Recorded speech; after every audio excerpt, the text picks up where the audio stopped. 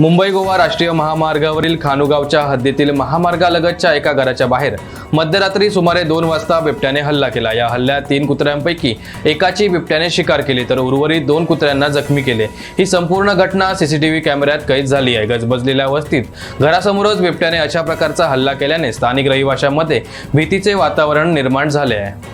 मुंबई गोवा महामार्गालगत खानुगावच्या हद्दीत सेवानिवृत्त शिक्षक संतोष आयरे यांचं घर असून या घराच्या बाहेरच्या बाजूला त्यांचे 3 कुत्रे रात्री बसलेले होते।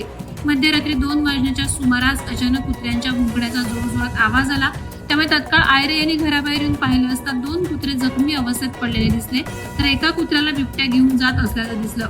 त्यानंतर त्यांनी प्रथमतः जखमी कुत्र्यांना तत्काळ उपचार केले आणि घराच्या बाहेर असणाऱ्या सीसीटीव्ही कॅमेऱ्यामध्ये ही घटना पाहिली।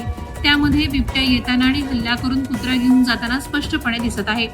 खानुगाव हे 2 राष्ट्रीय महामार्गांवर बसलं असून तेथे महामार्ग चौपदरीकरण करत असताना मोठ्या प्रमाणावर झाडांची तोड झाल्याने शिवाय या परिसरातील जंगलही मोठ्या प्रमाणात मागील काही वर्षांमध्ये तोडलं गेल्याने वन्य प्राणी सध्या भक्ष्याच्या शोधात मानवी वस्तीकडे वळत असलेले दिसतात।